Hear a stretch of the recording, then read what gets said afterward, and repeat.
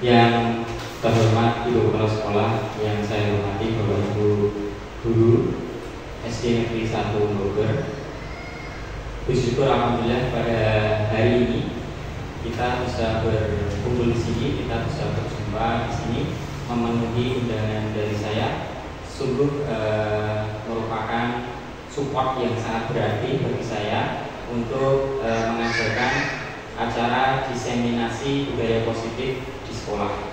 Ini merupakan salah satu kegiatan dalam rangkaian kegiatan calon guru penggerak, yaitu di modul 1.4 aksi nyata tentang budaya positif di sekolah.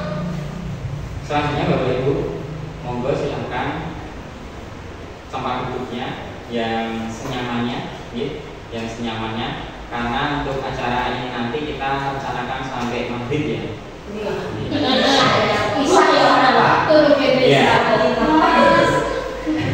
Karena saya buat slide-nya ini ada 56 kalau nggak salah ya. Ada 56 slide.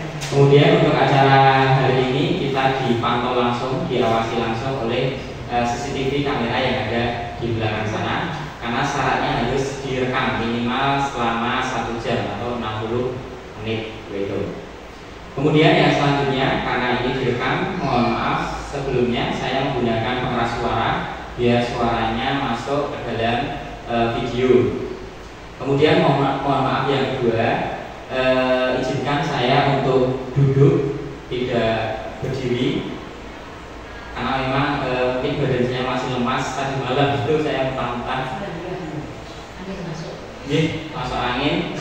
Terus ini slide baru sempat saya buat tadi 1:30 bangun tadi ya. Alhamdulillah bisa menyelesaikan. Kemudian selanjutnya Bapak Ibu, mari kita join dulu.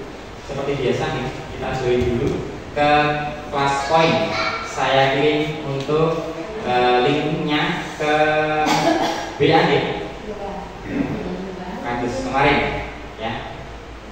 Oh Mbak, ini belum ada ya? Ya nanti saya kirim ke Bu Pas ini. Saya ada nomornya nih. Oh iya. Ya maksudnya nanti linknya dikirim. Oh belum masuk. Biar acara kita interaktif ya, bisa saling berhubungan antara pemateri sama peserta.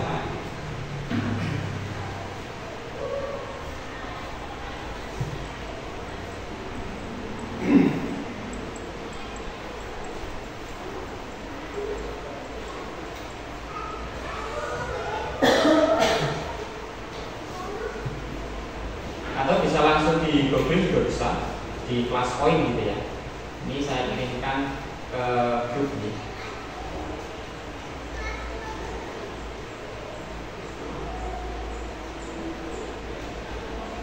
Cima Jayanti.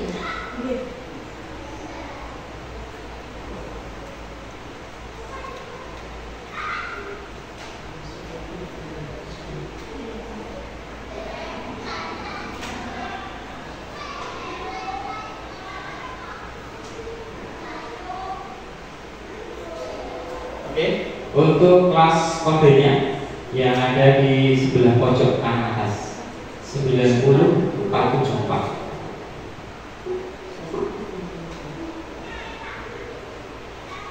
Ya masalah nama ya. Iya, monggo. 904. Oke, betul kan benar kok. Oh, beneran.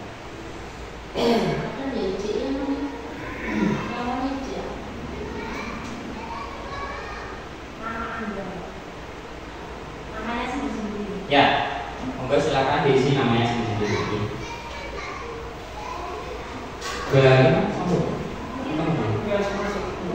Ya, ini dimasukkan kodenya dulu. 90474. Ya, kodenya 90474. Sudah ya? Lemot.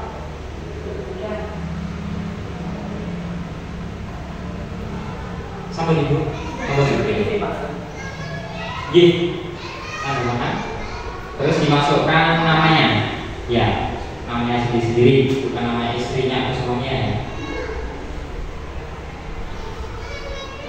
Kelas kode. Oke, kelas kodenya 90474.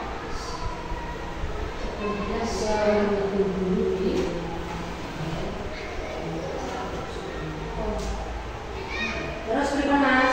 Oke, langsung di tanda panah, diklik. Oke, ayo masuk. Oke. Di mana itu? Oke, panahnya warna ungu atau biru itu diklik. Terus diisi nama. Namanya sudah. Ya. Terus ayo masuk. Ayo masuk diklik. Oke. Ayo masuk diklik. Oke, kemudian slide-nya sudah sesuai ya. Yang ada di HP sudah sesuai dengan ini ya, tampil ya. Oke. Ya, kita selanjut. Untuk mengawali kegiatan hari ini kita ada pertanyaan pemantik. Nah, kira-kira dari Bapak Ibu guru yang ada di sini, dari pernyataan yang ada di depan, kira-kira Bapak Ibu setuju atau tidak setuju? Oke.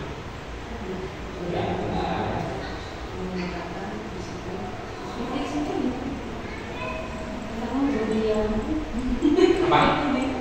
Ya belum, karena belum saya mulai. Dipahami dulu. Oke. Ya, belum, karena belum saya mulai. Coba kita pahami dulu. Bapak Ibu, apakah Anda setuju atau tidak setuju jika pemberian hukuman dengan hal positif seperti membaca atau membersihkan halaman sekolah dapat meningkatkan disiplin anak? Kira-kira setuju atau tidak setuju? Ya. Silakan dimulai.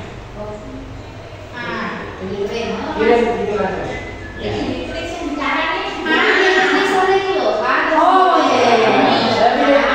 Diklik A atau Oke. sudah? Oke, diklik A sama. Yes, diklik. Oh,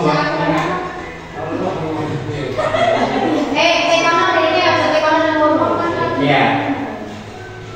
Sudah 6. Ini ada 6. Sudah semua ya? Oke. Rata-rata memilih A ya? Oke. Ini tidak ada jawaban benar atau salah ya. Ini sebagai nanti refleksi kita. Apakah yang kita pilih itu sudah sesuai atau belum? Gitu. Oke, selanjutnya yang kedua, kita pahami dulu pernyataannya. Memberi penghargaan dapat meningkatkan motivasi belajar anak. Apakah setuju atau tidak setuju?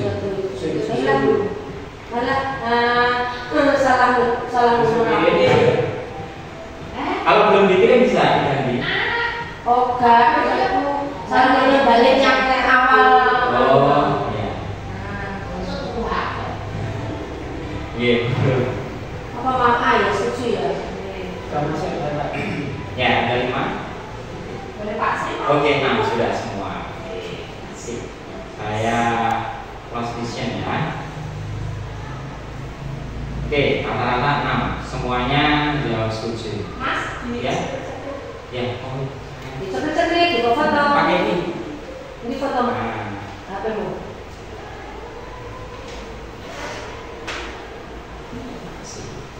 Nah, Bapak Ibu sekalian yang saya hormati, untuk menu makan siang hari ini kita ada 6 ya. Yang pertama itu adalah disiplin positif dan nilai-nilai kebajikan universal. Kemudian yang kedua yaitu teori motivasi, hukuman, penghargaan dan restitusi. Kemudian yang ketiga yaitu keyakinan kelas. Nah, terus yang keempat itu ada kebutuhan dasar manusia dan dunia berkualitas. Yang kelima ini ada restitusi, 5 posisi kontrol. Kemudian yang keenam ada restitusi, segitiga restitusi. Ya. 6 ini nanti akan kita bahas satu persatu, makanya waktunya panjang. Slide-nya pun ada 56 slide, jadi itu tadi waktunya sampai habis. Ya. Yang pertama yaitu ada budaya positif. Ya, budaya positif yang pertama akan kita bahas. Di sini ada sebuah permainan, ya. Permainan ada si A sama si B. Misalkan si A ini, ya, misalkan si A Pak Sri ya, kemudian si B Bu Indah, gitu. Kemudian si A itu menyobek kertas, kemudian menuliskan benda atau sesuatu yang sangat berharga untuk diri Anda. Misal Pak Sri ya, letakkan di salah satu tangan Anda dan genggamlah sesuatu tersebut dengan segala upaya daya. Buatlah sebuah kepalan. Nah, ini diibaratkan yang dikepalinya adalah sesuatu yang sangat berharga bagi dirinya, gitu. Kemudian si B ini akan mencoba sekuat tenaga dengan berbagai cara untuk meminta si A agar si A ini membuka tangannya, gitu ya. Bisa dengan dirayu, bisa dengan dikasih imbalan, bisa dengan disuap, bisa juga dengan beraneka macam, gitu. Nah, dengan adanya kegiatan ini, apakah yang terjadi? Ya, jadi ada yang memegang teguh sesuatu yang dia anggap itu memang berharga buat dia. Kemudian ada lagi yang berupaya membujuk supaya genggaman tangannya ini tadi bisa dibuka. Dari kegiatan tadi ada 3 hal kemungkinan. Yang pertama, apakah si A atau si B membuka kepala tangannya? Bisa saja mau ya, mau membuka. Kemudian apakah si A atau si B tetap dalam genggamannya, jadi tidak tergoyahkan, gitu. Kemudian yang ketiga, dalam kegiatan ini sesungguhnya siapa yang memegang kendali atau kontrol untuk membuka atau menutup kepalan tangan? Kira-kira siapa? Apakah Pak Sri yang menutup si A? Kemudian apakah Bu Indah sebagai yang membujuk? Kira-kira yang memegang kontrol atau kendali agar tangan ini bisa dibuka itu kira-kira siapa? Si A atau si B? Kira-kira siapa? Ya, ada si A, ada si B. Ya, kira-kira siapa? Kok kita dia tambah atau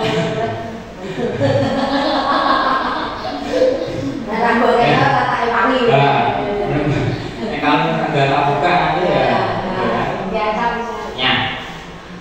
Jadi dari kedua orang ini, siapa yang memegang kontrol? Yang memegang kontrol itu adalah diri kita sendiri, ya, bukan si A atau si B, tapi diri kita sendiri. Kalau dia sebagai B, berarti yang memegang kontrol ya dirinya sendiri. Kalau dia sebagai si A, yang memegang kontrol ya dirinya sendiri, ya. Jadi tidak ada pengaruh dari orang lain. Nah, inilah yang kita hadapi ketika kita menghadapi sikapnya anak didik kita, ya. Ini ada ilusi kontrol atau teori pilihan, ya, tentang tadi bagaimana kita merubah sikap anak didik kita, ya. Kadang kala ilusi kontrol itu kita menganggap bahwa kita sebagai guru itu bisa mengontrol murid, padahal pada dasarnya kita itu tidak dapat memaksa murid untuk berbuat sesuatu jikalau murid tersebut memilih untuk tidak melakukan, ya. Karena yang memegang kendali tadi siapa? Dirinya sendiri, ya, bukan kita sebagai guru, gitu. Kemudian yang ilusi yang kedua, ilusi itu adalah sebuah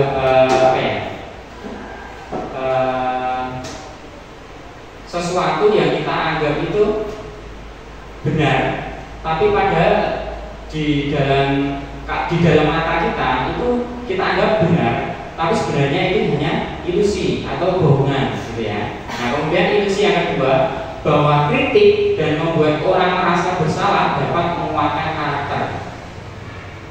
Ya, kamu ini disuruh belajar malah nggak mau, suruh mengajarkan PR malah nggak mau. Nah, sebenarnya itu tidak menguatkan karakter, ya itu hanya ilusi. Karena yang memegang kontrol tadi siapa? Ya dirinya sendiri, kayak gitu. Kemudian ilusi yang kedua, bahwa semua penguatan positif, efektif dan bermanfaat. Padahal penguatan positif atau bujukan adalah bentuk-bentuk kontrol. Segala usaha untuk mempengaruhi murid agar mengulangi suatu perilaku tertentu adalah suatu usaha untuk mengontrol murid tersebut dalam jangka waktu tertentu. Nah ini garis bawahnya hanya dalam jangka waktu tertentu. Ya, itu tadi penguatan positif efektif itu hanya efektif pada waktu jangka tertentu. Untuk jangka panjangnya gimana? Itu tidak bisa. Kemudian ilusi yang keempat adalah bahwa orang dewasa memiliki hak untuk memaksa. Nah, kadang-kala kita sebagai guru itu bisa ya mengatur orang lain, mengatur siswa gitu, padahal sebenarnya tidak bisa. Banyak orang dewasa yang percaya bahwa mereka memiliki tanggung jawab untuk membuat murid-murid berbuat hal-hal tertentu. Padahal kuncinya yaitu tadi posisi kontrolnya yaitu pada dirinya sendiri. Ya, kita tidak bisa memaksakan anak didik kita. Nah, itulah teori pilihan atau ilusi kontrol kita sebagai guru terhadap anak didik kita. Kemudian ada namanya perubahan paradigma atau stimulus respon teori kontrol atau teori pilihan. Siapa sih yang sesungguhnya memiliki kontrol itu? Di sini ada stimulus, kemudian respon, kemudian ada teori kontrol. Nah, nanti yang kita ambil pelajarannya itu yang teori kontrol. Biasanya kalau dikasih stimulus, ya biasanya kita sebagai guru itu yang ngasih stimulus. Kemudian siswa lah yang merespon. Kita mencoba mengubah orang agar berpandangan sama seperti kita. Nah, kalau di teori kontrol, kita berusaha memahami pandangan orang lain tentang dunia. Jadi malah kita sendiri yang memahami siswa kita. Kemudian yang kedua, perilaku buruk dilihat sebagai sesuatu kesalahan. Padahal kalau di teori kontrol, semua perilaku memiliki tujuan. Nah, ini nanti juga akan kita pelajari. Kira-kira siswa tidak mengerjakan PR itu tujuannya apa sih? Kira-kira siswa datang terlambat tujuannya apa? Itu yang kita pahami. Kemudian yang ketiga, orang lain bisa mengontrol saya. Padahal tadi di teori kontrol, diri sendirilah yang bisa mengontrol kita. Hanya Anda dan yang bisa mengontrol diri Anda. Saya bisa mengontrol orang lain, dia tidak bisa, karena orang lain lah dirinya sendiri yang bisa mengontrol dirinya sendiri. Pemaksaan ada pada saat bujukan gagal. Kalau di dalam teori kontrol, kolaborasi dan konsensus menciptakan pilihan-pilihan baru. Kemudian yang terakhir, model berpikir menang kalah.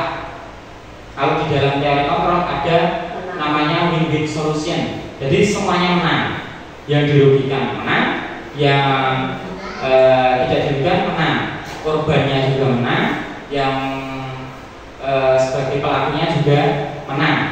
Gitu. Jadi ketika nanti ada siswa dua orang saling bertengkar, nah dalam penyelesaian masalah itu nanti kita bisa yang menjadi korbannya juga menang, yang menjadi pelakunya nanti juga akan menang. Nah, bagaimana caranya nanti kita akan pelajari.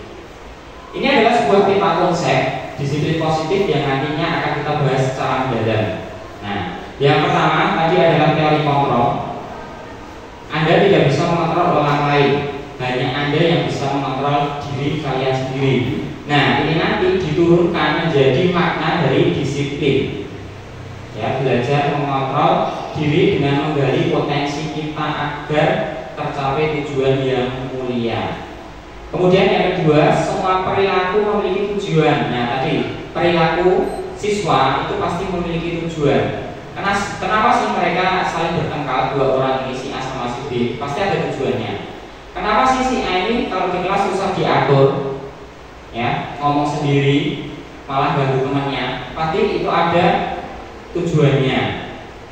Apakah tujuannya satu, apakah menghindari hukuman? Dua, atau mendapatkan imbalan?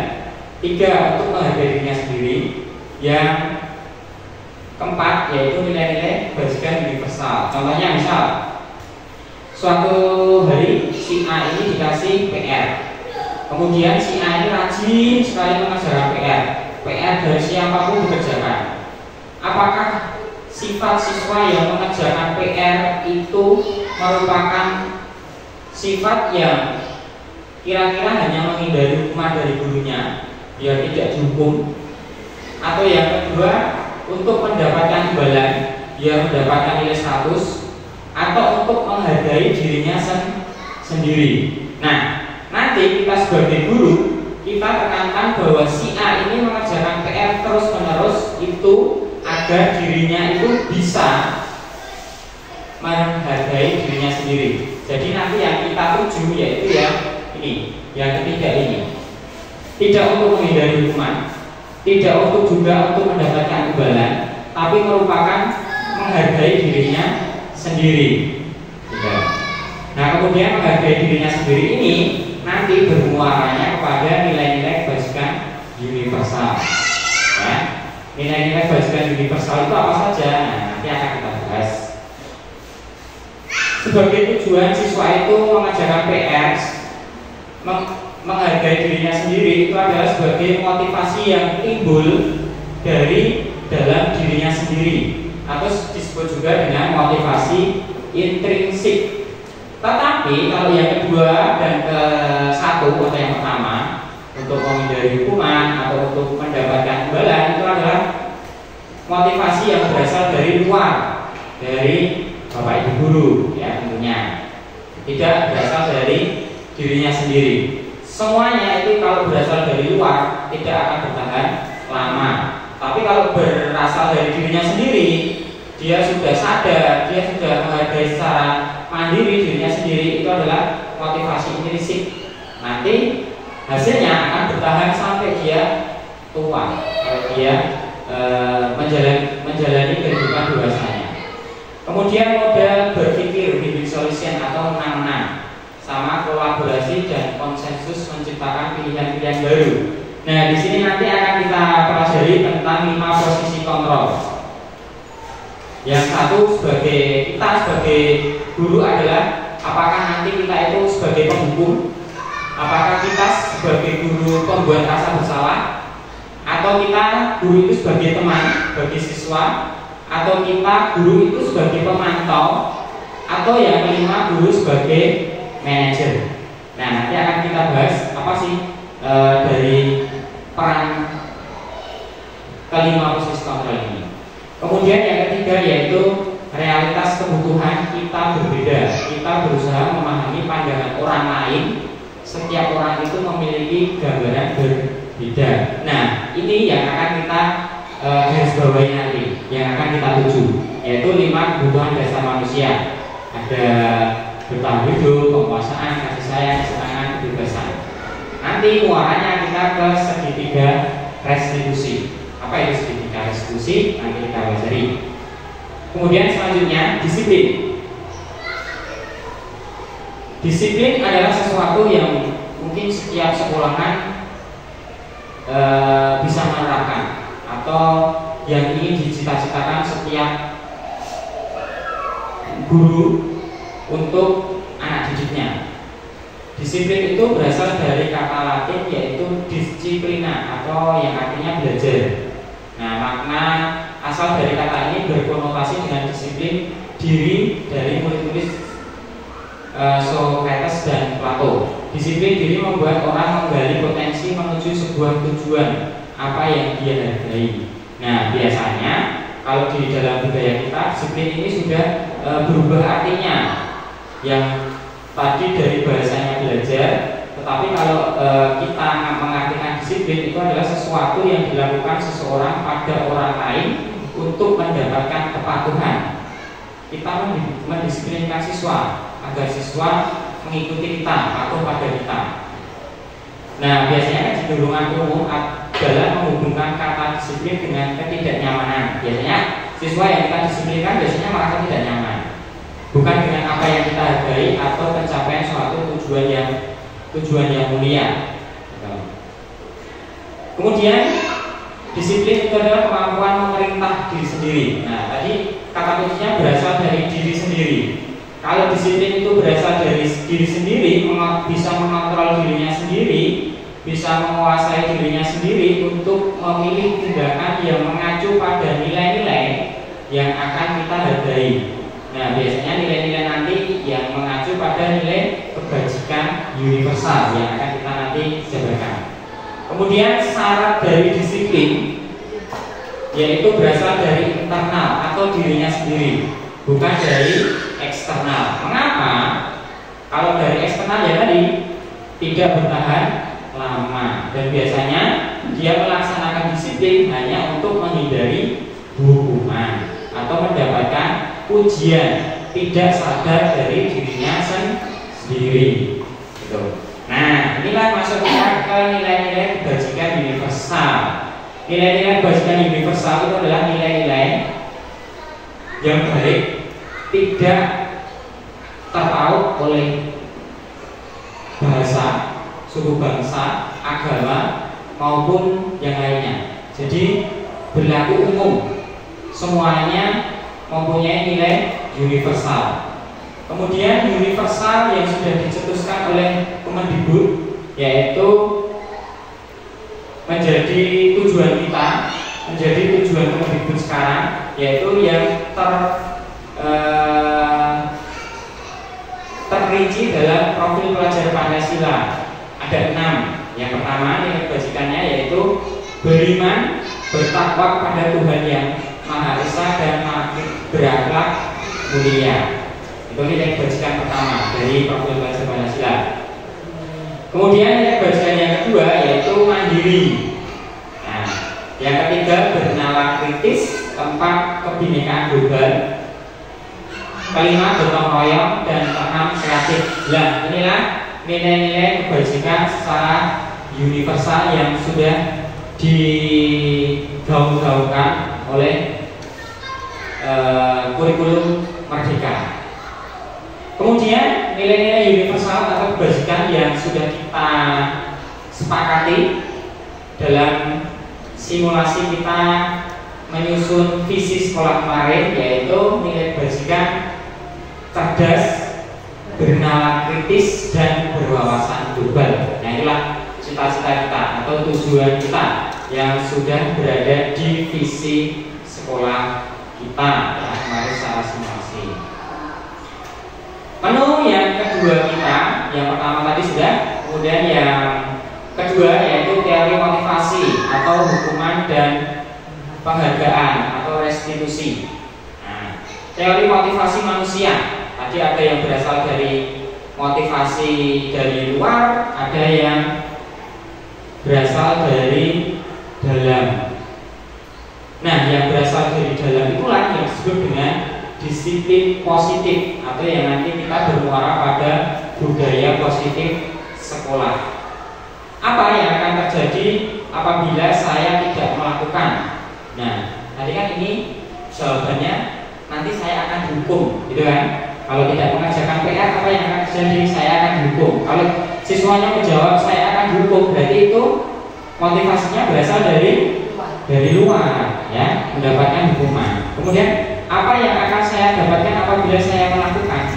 Nah, kalau siswa mendapatkan, oh nanti saya akan mendapatkan hadiah, saya akan mendapatkan nilai 100, berarti itu juga motivasi dari luar. Kemudian apa yang bagus? Nah, yang bagus yang dari dalam. Saya akan menjadi orang yang seperti apa bila saya melakukannya. Jadi siswa sudah sadar apa ketika nanti saya mengerjakan PR ini saya akan menjadi orang yang seperti apa. Gitu. Ketika saya datang dengan tepat waktu ke sekolah, nanti saya itu melatih menjadi orang yang seperti apa. Nah, itulah yang dimaksud dengan motivasi internal, bukan dari eksternal. Menurut Ki Hajar Dewantara bahwa merdeka itu artinya tidak hanya terlepas dari perintah, akan tetapi juga cakap buat memerintah dirinya sendiri. Nah, inilah sangat ada korelasinya dengan tadi teori disiplin, ya, bahwa merdeka itu berasal dari dirinya sendiri, ya, dia bisa memerintah dirinya sendiri. Kemudian tadi juga ada motivasi eksternal atau hukuman. Sebenarnya kalau hukuman itu pengaruhnya ada jangka panjang, ada jangka pendek. Biasanya kalau jangka pendek ya dia nurut. Nah, kalau jangka panjang nanti dia bisa memberontak. Kemudian ada penghargaan menghukum, ada penghargaan mengurangi ketepatan, ada juga penghargaan tidak efektif. Penghargaan itu bisa juga dengan hukuman. Penghargaan merusak hubungan. Kemudian dihukum oleh penghargaan menurunkan kualitas. Biasanya kalau dikasih hadiah itu, wah nanti bisa jadi bangga diri, nanti terus kualitasnya menurun. Wah saya sudah ada di atas nih, saya nggak mau lagi untuk belajar. Ya, biasanya gitu. Penghargaan mematikan kreativitas. Woi, saya udah menang nih, saya udah nggak mau lagi untuk berlatih. Penghargaan mengurangi motivasi intrinsik. Nah, sudah di atas awan.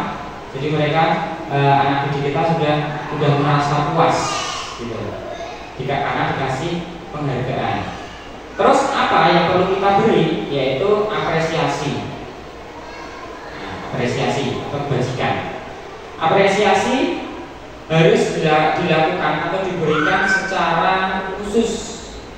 Nah, misal pada si A ini kok pintar sekali ya dalam menggambar. Nah, langsung secara khusus, secara pribadi, si A, si B langsung sebutkan namanya saja. Kemudian penghargaan secara pribadi sama saja juga dengan secara khusus tadi. Kemudian tidak membeda-bedakan, semuanya diberi penghargaan. Karena sejatinya semua murid itu mempunyai kelebihan. Kita hargai, kita apresiasi apa yang murid anak didik kita punya. Kemudian kita beri secara konsisten, ya, tidak plan. Kemudian fokus pada proses, tidak pada hasilnya. Wah, nak, kamu ini menghasilnya dalam menggambar ini kok bagus sekali ya. Gitu.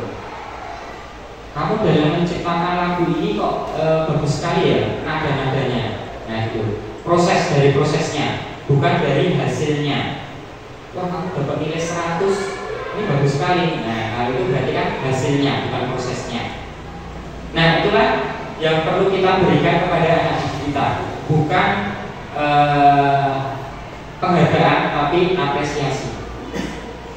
Kemudian bagaimana cara kita memberikan apresiasi itu dengan kalimat seperti ini. Kalimat pembukanya bisa, kemarin saya perhatikan rasa empatimu besar sekali, Nah, di sini ada kalimat pembukanya yaitu kemarin saya perhatikan. Kemudian nilai kebajikannya apa yang mau ditonjolkan dari anak itu yaitu rasa empati. Kemudian saya menghargai kepedulianmu. Nilai kebajikannya yaitu kepedulian yang akan dicapai. Kemudian terima kasih untuk rasa tanggung jawabmu.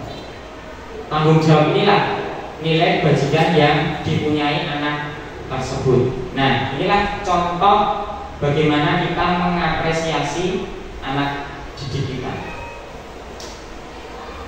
Kamu Bapak Ibu dibuka lagi HP-nya? Ya.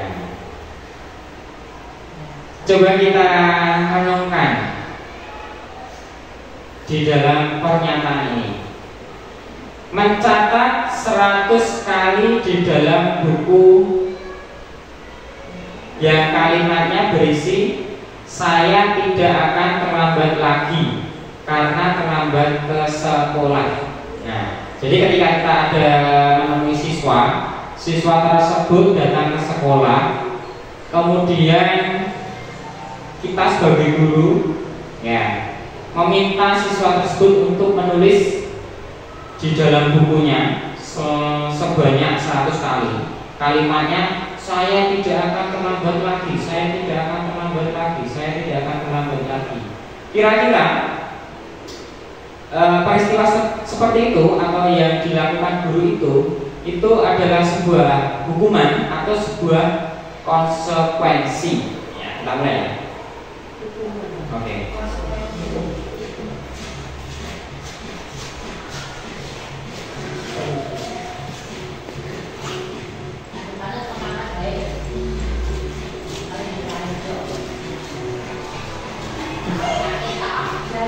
Sampai Bapak Ibu?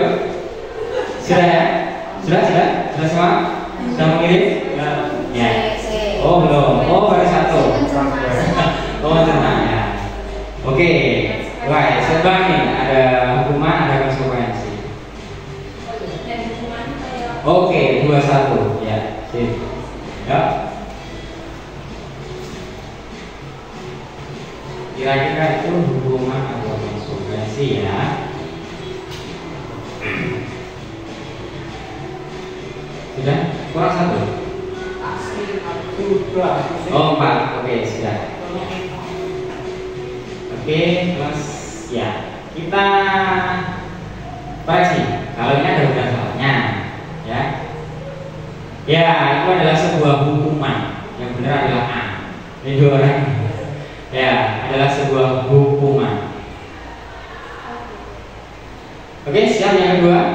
Ya. Menggantikan kertas tugas teman yang telah dicoret.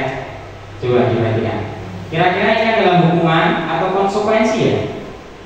Menggantikan kertas tugas teman yang telah dicoret. Jadi ada siswa mencoret-coret kertas tugasnya teman yang lain. Kemudian yang mencoret-coret tadi diminta untuk mengganti ya kertas punyanya teman tadi yang sudah dicoret-coret. Kira-kira itu adalah hukuman atau konsekuensi?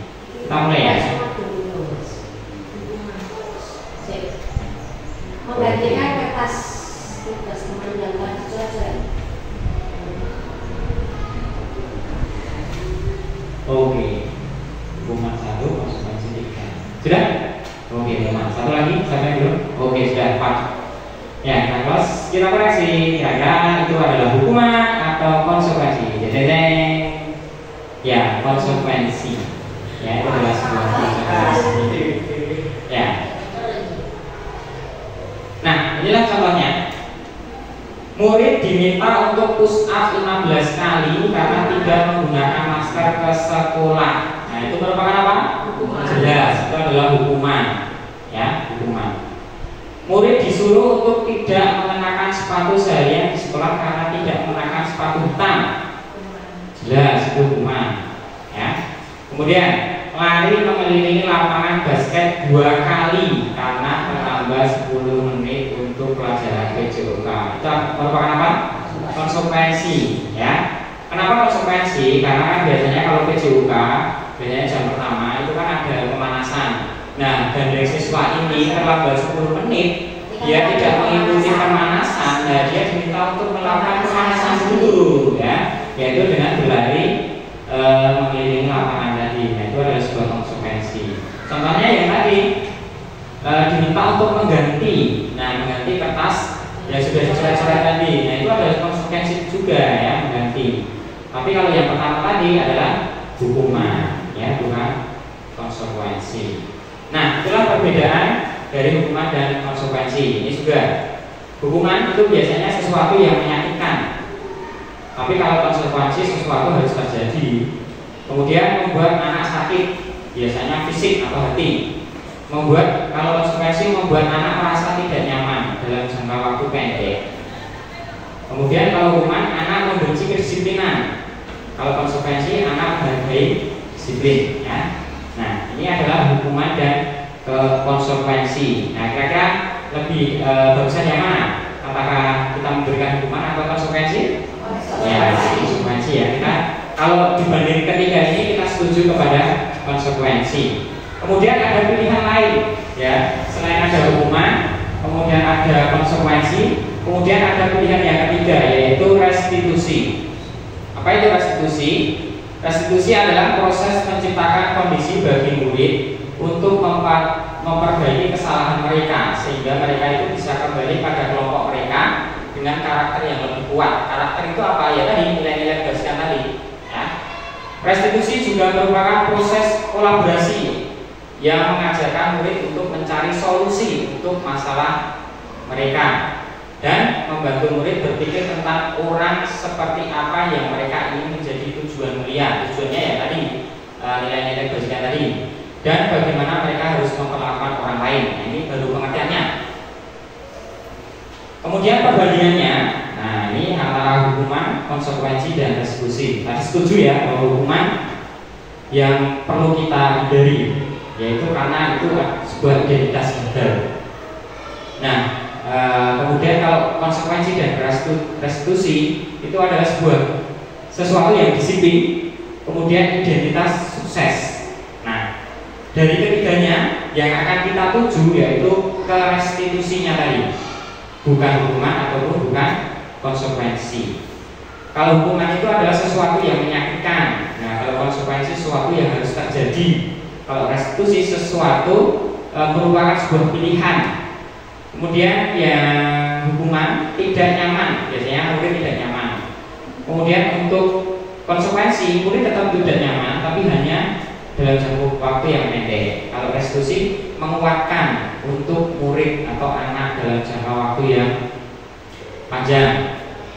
Kalau hukuman pasti ada korban, ya, korban ketidakadilan. Kemudian konsekuensi ada korban juga, tapi bisa diabaikan karena untuk menebus tadi ya. Kemudian kalau restitusi korbannya mendapat ganti. Nah tadi win-win solution tadi, ya, korban harusnya menang, kemudian yang melakukan juga menang, semuanya menang. Kemudian perilaku pasif atau agresif kalau hukuman. Kalau konsekuensi penguatan hanya bertahan dalam jangka waktu pendek. Kalau restitusi masalahnya terpecahkan. Jadi nanti adalah masalah siswa. Kenapa sih siswa ini tidak mengerjakan PR? Kenapa sih siswa ini terlambat datang sekolah? Nah nanti ada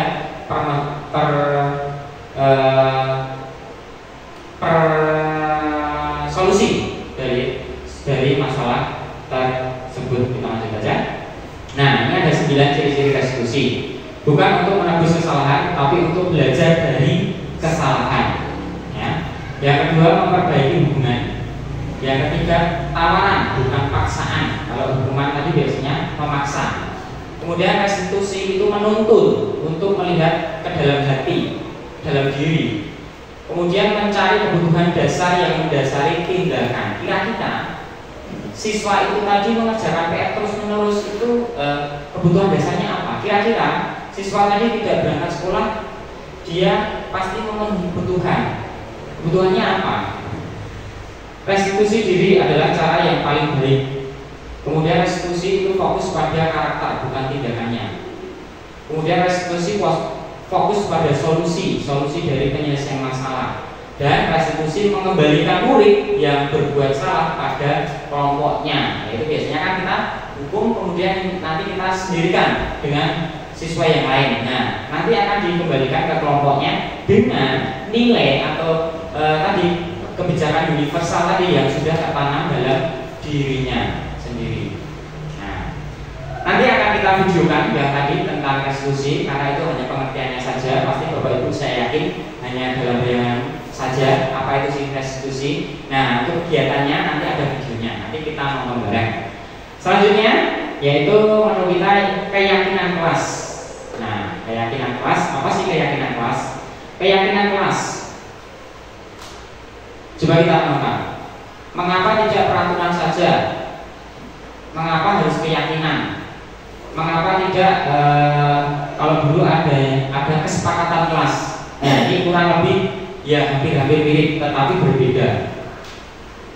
Ya, jadi ada 3. Biasanya kan ada peraturan, ada kesepakatan, ada keyakinan kelas. Kalau di dalam kelasnya masing-masing, ya. Nah, ini yang akan mengatur tadi tindakan-tindakan siswa tentang kedisiplinan.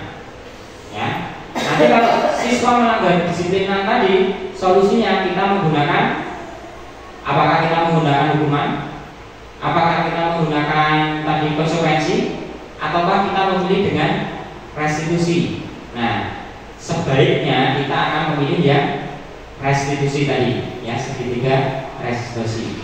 Nah, ini adalah pertanyaan-pertanyaan yang mengarahkan nanti akan membuka pikiran kita tentang keyakinan kelas. Karena keyakinan kelas itu akan didasarkan pada nilai-nilai universal yang akan kita terapkan di dalam kelas kita. Ya.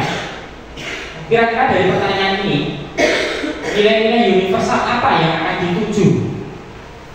Mengapa mengapa kita memiliki peraturan harus menggunakan helm bila mengendarai kendaraan roda 2? Kira-kira apa universal yang ingin dicapai dari kita menggunakan helm?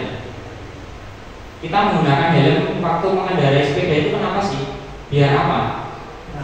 Selamat. Nah, nilai-nilai universal yang akan kita capai adalah keselamatan. Nah, kemudian yang kedua, mengapa kita memiliki peraturan 3M? Menggunakan masker, mencuci tangan, menjaga jarak. Biar apa? Ya, menjaga kesehatan. Nah, itulah nilai-nilai universal yang akan kita capai. Kemudian, mengapa kita memiliki peraturan harus datang tepat waktu pada saat mengikuti pelatihan atau pada saat kita berangkat ke sekolah? Mengapa harus datangnya tepat waktu? Universal apa? Nilai apa yang disiplin. Oke. Terus ada lagi, menghargai diri sendiri, menghargai waktu, menghargai orang lain. Nah, itulah yang akan kita capai ketika kita menghargai waktu atau datang tepat waktu. Nah, itulah untuk mendukung motivasi intrinsik siswa, ya, motivasi dari dalam dirinya sendiri, yaitu kembali kepada nilai-nilai atau keyakinan yang lebih menggerakkan seseorang dibanding mengikuti serangkaian peraturan. Nah, itulah tujuan dari keyakinan kelas. Itulah alasan mengapa kita memilih keyakinan kelas, bukan sebuah peraturan kelas atau bukan sebuah kesepakatan kelas. Karena ada nilai intrinsik yang harus kita capai. Nah, inilah pasti setiap sekolah itu akan mencapai yang namanya budaya positif di dalam lingkungan sekolahnya.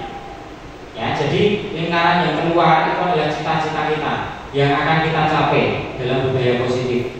Kalau kita menggunakan peraturan kelas, perjalanan kita masih jauh untuk mencapai budaya positif. Makanya kita tingkatkan satu tangga, yaitu keyakinan kelas. Baru nanti akan tercipta lingkungan positif, terutama di lingkungan kelasnya dulu. Kalau lingkungan kelasnya sudah tercipta lingkungan yang positif, insya Allah nanti di dalam lingkungan sekolah itu akan terbentuk budaya yang positif juga gitu. Nah, kira-kira dari beberapa contoh ini yang merupakan keyakinan kelas apa? Kata kuncinya tadi keyakinan kelas adalah yang mengandung nilai-nilai yang akan kita capai atau nilai-nilai universal tadi. Datang tepat waktu, mengucapkan salam. Apakah itu merupakan keyakinan kelas? Bukan. Tidak ada nilai yang kita capai. Kemudian menjaga kebersihan sekolah. Ada nilai yang akan kita capai? Ada. Yaitu apa? Kebersihan. Ya. Nah, itulah sekolah kelas. Keyakinan kelas. Berdoa sebelum dan sudah kegiatan? Bukan. Tidak ada nilai yang kita capai. Aktif dalam pembelajaran? Bukan. Kami guru dan murid yang saling menyayangi. Nah, saling menyayangi itu adalah nilai universal yang akan kita capai. Jadi itu keyakinan kelas. Kami murid yang semangat belajar. Nah, itulah keyakinan kelas juga. Kami murid yang peduli dengan teman-teman. Peduli, ada pedulinya. Nah, itulah keyakinan kelas. Nah, inilah keyakinan kelas yang perlu kita buat di dalam kelas kita masing-masing. Ya. Supaya apa? Supaya ketika nanti siswa ada yang tidak disiplin, kita kembalikan lagi sikap itu ke dalam keyakinan kelas. Gitu. Makanya kita buat dulu keyakinan kelas kita. Jadi ketika nanti ada siswa misal tidak mengerjakan PR, nah, kita gunakan alatnya yaitu namanya tadi segitiga restitusi atau restitusi tadi. Karena restitusi tadi nanti akan kita kembalikan ke dalam keyakinan kelas ini. Gitu. Keyakinan kelas yang sudah kita sepakati apa? Ketika kamu tidak mengerjakan PR, apakah itu melanggar keyakinan kelas? Iya. Kira-kira apa keyakinan kelasnya? Nah, nanti akan kita kembalikan ke dalam keyakinan kelas. Gitu. Jadi rangkaiannya seperti itu. Kita buat keyakinan kelas. Kemudian kalau ada siswa yang tidak atau melanggar keyakinan kelas, kita alatnya menggunakan restitusi. Dari restitusi untuk menerapkan motivasi intrinsik atau dalam diri siswa, kita kembalikan ke dalam keyakinan kelas. Nah, bagaimana sih caranya untuk membuat keyakinan kelas? Ini menggunakan tabel T dan tabel Y. Ya, ini agak ribet, nanti kita bahas di lain waktu saja. Saya yakin nanti kalau kita bahas hari ini nanti kita tidak cukup waktunya ya, gitu. Karena ini perlu ada diskusi dengan siswa, kemudian kita masukkan ke dalam tabel Z, kemudian ke dalam tabel Z. Nah, nanti Bapak Ibu yang sudah paham tentang ini cara membuat keyakinan kelas, nanti bisa kita praktekkan bersama anak didik kita bagaimana sih membuat keyakinan kelas. Nanti kita bisa bahas di lain waktu saja, gitu ya, untuk tabel T dan tabel Z. Nah, ini karena nanti banyak rangkaian ini. Ya, gitu. Gimana Ibu? Kata kunci yang digunakan hormat. Ya. Nah, di sini ya bagus. Khusus semangat ini untuk keyakinan kelasnya ya. Untuk keyakinan kelas, jadi kita bisa menentukan kira-kira budaya positif yang sudah siswa lakukan selama ini itu apa sih? Nah, nanti kita bisa identifikasi. Nanti siswa bisa usul, Pak, saya itu berangkat sudah pagi-pagi sekali loh. Nah, itu berarti budaya positifnya sudah ada. Kemudian, Pak, saya itu mengerjakan PS setiap hari loh, gitu. Pak, saya itu menggunakan kaos kaki sesuai dengan jadwalnya loh. Nah, itu berarti sudah membudaya. Nah, itu kita inventaris, kita daftar. Nah, nanti kita klasifikasikan itu ke dalam nilai-nilai universal yang akan kita capai. Nah, di sini kebetulan nilainya yaitu hormat, terus bekerja, terus diterima dan memiliki, ya. Nah, nanti baru kita jabarkan ke dalam tabel T ini. Ini namanya tabel T.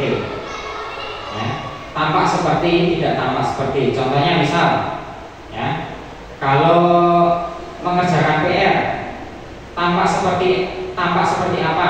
Ya, kalau mengerjakan PR berarti siswanya tampak giat belajar atau rajin, gitu. Kalau tidak tampaknya seperti apa? Tidak tampaknya ya siswa ini malas. Nah, itu tidak tampaknya, gitu ya. Jadi kalau yang tidak tampak itu yang itu tadi. Nah, itu. Nah, nanti semuanya itu tadi dari beberapa budaya positif yang sudah terjadi di kelas tadi kita masukkan ke dalam tabel T ini. Kemudian baru kita masukkan ke dalam tabel Z.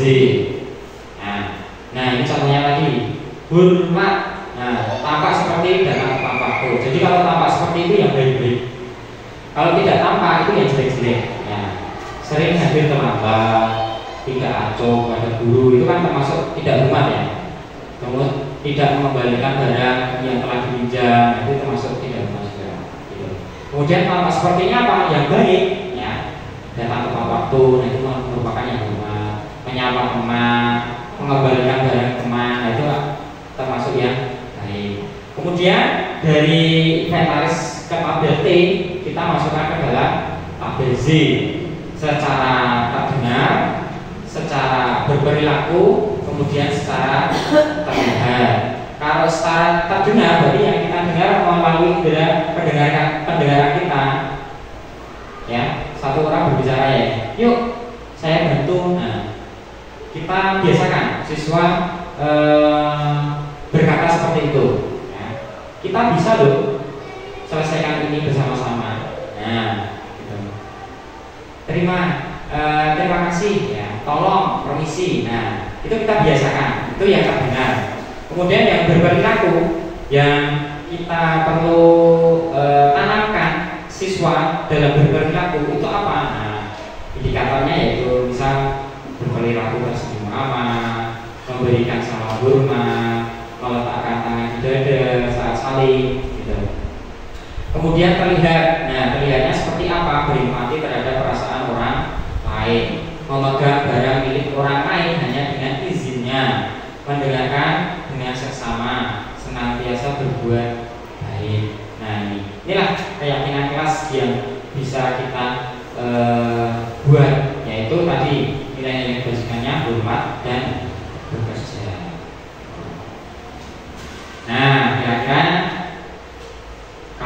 ini ada tabel peraturan dan keyakinan. Ya. Kira-kira kalau peraturannya selalu kembalikan buku ke tempatnya. Keyakinan kelas yang bisa kita ambil dari ini apa? Oke. Nah, ya. Tanggung jawab. Bisa kedisiplinan juga, oke, bisa. Kemudian dilarang mengganggu orang lain. Keyakinan kelas apa? Menghormati orang lain. Ya. Jadi nanti kita yang akan kita buat itu bukan peraturannya, tetapi keyakinan kelasnya. Ya. Jadi kalimatnya positif. Ya, kalimatnya positif. Hadir di sekolah 15 menit sebelum pembelajaran dimulai. Menghormati orang lain atau berkomitmen. Nah, tadi kan ini nilai-nilai bersikap tadi yang perlu kita jabarkan ke dalam tabel T, yang terlihat sama yang tidak terlihat. Kemudian dilarang melakukan kekerasan. Nah, ini nilai bersikapnya keselamatan, menghormati orang lain. Kemudian dilarang menggunakan narkoba. Ini nilai bersikapnya kesehatan. Dan sampai ke bawah, yaitu jangan berlari di kelas atau koridor. Nilai kebajikannya apa? Biar kita selamat. Nah, itu menjaga keamanan. Gitu. Materi selanjutnya yaitu budaya positif, yaitu kebutuhan dasar manusia dan dunia berkualitas. Nah, tadi ya, siswa itu melakukan segala sesuatu aktivitas itu pasti merujuk kepada kebutuhannya. Ya, tadi siswa mengerjakan PR yang terus-menerus rutin, kira-kira kebutuhannya apa? Kemudian siswa kok tadi main-main di kelas ketika diajar sama siswa, baik sama guru, siswa tidak mau mendengarkan, dia ngomong sendiri sama temannya ketika ada guru yang menjelaskan. Nah, kira-kira siswa melakukan kegiatan itu, kebutuhannya itu apa sih yang tidak dia dapatkan atau yang tidak dia penuhi? Pasti ada alasannya. Nah, inilah kebutuhan dasarnya, yaitu ada 5. Yang pertama yaitu bertahan hidup. Semua manusia pasti akan memerlukan ini, yaitu kebutuhan bertahan hidup yang bisa mencakup 3: sandang, pangan, papan, ya, bertahan hidup. Kemudian kebutuhan penguasaan, ya, penguasaan. Kemudian kebutuhan kebebasan, ya. Siswa itu pasti kurang bebas. Kebutuhan kebebasannya tidak terpenuhi, makanya dia jaya sama temannya, ya, gitu. Kemudian kesenangan. Nah, kesenangannya siswa itu senang menggambar. Tapi yang dilakukan itu apa? Ibu guru melakukannya cuma menerangkan terus. Jadi kebutuhan apa? Kebutuhan menggambarnya tidak terpenuhi, padahal dia suka menggambar. Kemudian kebutuhan rasa kasih sayang dan rasa diterima. Ya, siswa cemberut. Ya, kita piket di gerbang, kemudian datang siswa cemberut. Ya, kenapa kok cemberut? Setelah ditanya, aku tadi datang pagi-pagi, masa nggak disapa sama bapak guru? Nah, kadang datang pagi-pagi, masa nggak disalini sama ibu guru? Nah, itulah rasa kasih sayangnya tidak terpenuhi, ya. Rasa diterimanya tidak dipenuhi, ya. Monggo kita ini refleksi lagi, ada cerita, kita klasifikasikan. Kira-kira kebutuhan yang dicapai oleh siswa itu apa? Ya, ini tidak pakai kelas poinnya, ini langsung saja. Nanti jawabannya akan jujur di sini. Ya. Bimo, seorang anak TK, selalu berlari keluar kelas menuju jalan raya di depan sekolahnya yang ramai dengan kendaraan. TK-nya membuat guru Ani bingung dan seringkali lari mengajarnya. Ada beberapa kemungkinan jawaban yang diberikan Bimo. Nah, identifikasi kebutuhan yang ingin dicapai oleh Bimo jika respon Bimo seperti dalam kolom di bawah ini. Ya, kalau Bimo bilangnya gini, aku senang bermain kejar-kejaran dengan ibu guru loh, itu sangat masif sekali. Kira-kira yang dilakukan Bimo itu untuk memenuhi kebutuhan apa? Oke. Ada kebutuhan cinta kasih sayang, kesenangan, kebebasan, penguasaan. Apa kira-kira? Oke, ada kesenangan. Dirinya sendiri. Apa? Kesenangan. Oke, ya, tepuk tangan. Benar. Selanjutnya, Dinda, seorang anak kelas 3 SD, begitu tiba di rumah sepulang dari sekolah, menangis dan mengadu pada ibunya bahwa dia itu benci pada Ibu Rani, gurunya. Menurut Anda, kebutuhan apa yang berusaha dipenuhi oleh dia ketika dia berkata seperti ini? Ibu guru tidak menyapa aku hari ini. Padahal aku pakai jepit rambut yang baru loh. Oke. Apa?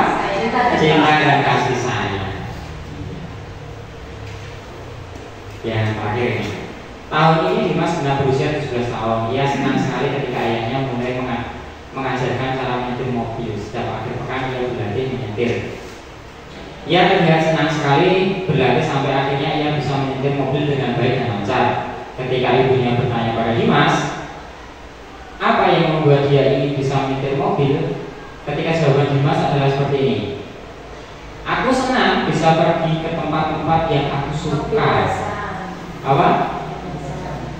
Ya, kebebasan. Jadi kebutuhan kebebasannya terpenuhi. Ya.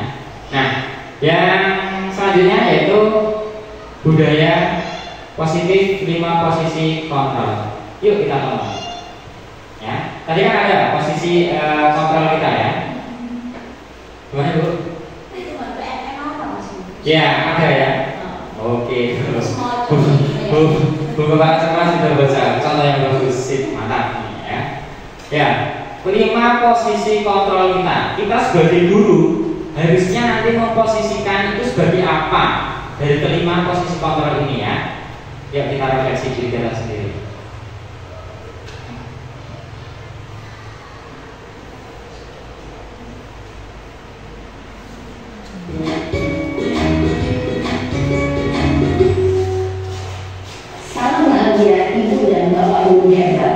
Dalam penerapan disiplin positif restitusi, salah satu program yang dikembangkan adalah 5 posisi kontrol. 5 posisi kontrol dalam restitusi adalah proses perjalanan seorang pendidik agar dapat mengenali dirinya. Pada video kali ini, kita akan membahas tentang 5 posisi kontrol yang digunakan oleh Diane Dawson dan contoh penerapannya.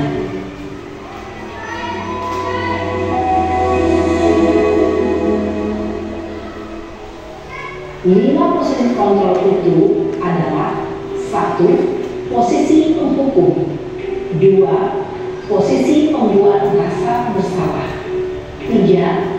Posisi teman, 4. Posisi pemantau atau monitor, dan 5. Posisi manajer.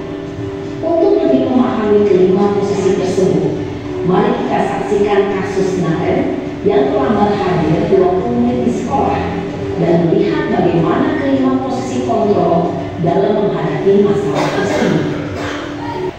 Nah, itulah 5 posisi kontrol ya. Jadi bisa kita bilang baiknya kita memposisikan diri kita itu sebagai posisi manajer ya. Sebagai posisi manajer. Nah, inilah perbedaan dari kelima posisi itu: penghukum, pembuat rasa bersalah, teman, pemantau, dan manajer. Saya kira ini sudah cukup gamblang tadi tentang tabelnya ya. Kemudian, nah, kira-kira ini apa? Ketika ada guru yang mengucapkan, bagaimana kamu bisa menyelesaikan masalah ini? Gitu. Jadi ketika ada siswa datang terlambat, terus kita mengucapkan, bagaimana kamu bisa menyelesaikan masalah ini, Naren?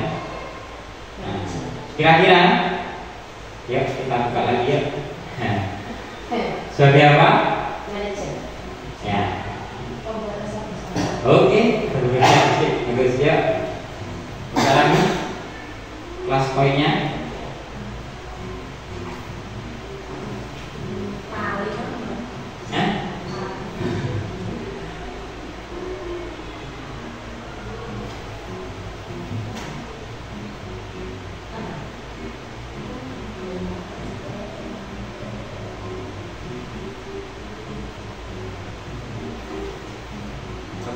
B.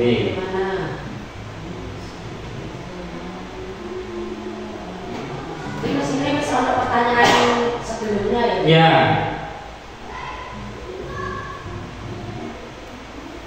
Apakah A sebagai penghukum, B membuat rasa bersalah, C teman, D memantau, E manajer? Ya.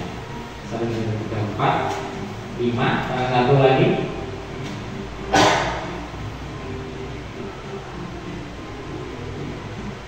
Oke. Ya. Sudah semua. Kita coba. Ini ada fungsinya apa ya? Oke, E sebagai manajer. Ya. Sebagai manajer ya. Oke, yang terakhir kita adalah ada segitiga restitusi. Nah, bagaimana kita menerapkan segitiga restitusi? Kita lihat lagi videonya. Soalnya terus.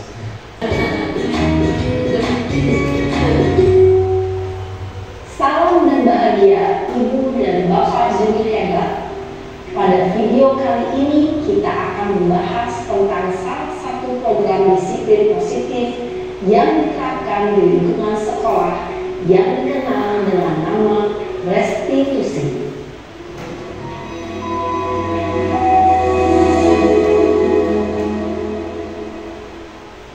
Restitusi dikembangkan oleh pakar pendidikan Diane Gosson berlandaskan pada teori kontrol Dr. William Blaser.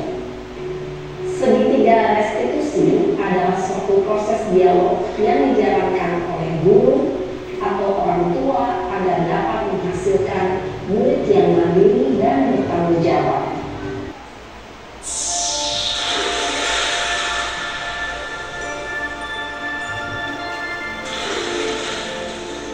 Karena pemerannya asal jadi-jadian dan skripnya juga tidak ada skripnya, langsung ambil gambar, jadi cuma skenanya saja.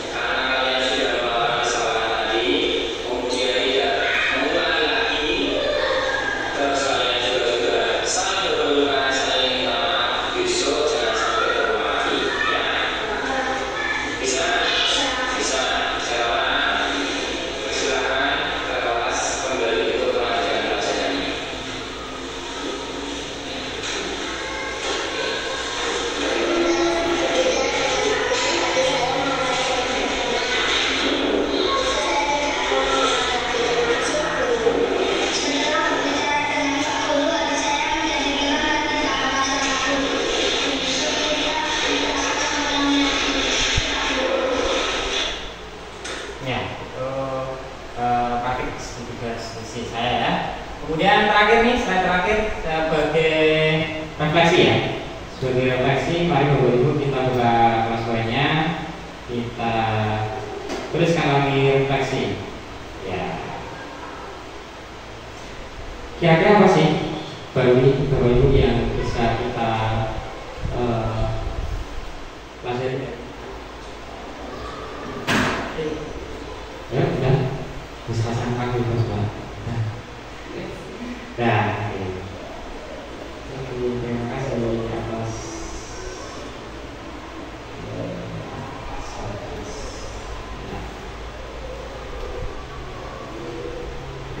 oke. Ya, Bapak Ibu, tibalah kita di penghujung acara untuk kegiatan diseminasi budaya positif di sekolah pada siang hari ini. Tidak terasa kita sudah hampir 2 jam ya, hampir 2 jam kurang 15 menit kita sudah berbicara tentang bagaimana budaya positif di sekolah kita terapkan. Mudah-mudahan yang disampaikan saya bisa kita terapkan dalam kegiatan pembelajaran kita. Saya di sini tidak menggurui ataupun menjadi yang baik, tetapi kita sama-sama belajar bagaimana kita menyelesaikan masalah yang dihadapi oleh siswa. Bapak Ibu guru, sekali lagi saya ucapkan terima kasih dan mohon maaf, terima kasih sebesar-besarnya karena sudah dapat menghadiri kegiatan ini. Ini adalah sebagai support kepada saya. Kemudian mohon maaf jika dalam kegiatan ini saya banyak kurangnya. Kemudian dalam penyampaian juga tidak terlalu jelas, nanti bisa kita ulangi lagi ya, ulangi lagi dengan membaca dan memahami materi ini yang ada di PNN ya. Saya yakin ada ini, ada ya. Kita bisa ulangi lagi penjelasannya di PNN kalau memang hari ini belum bisa memberikan pencerahan kepada kita. Itu. Saya akhiri salam. Wassalamualaikum warahmatullahi wabarakatuh.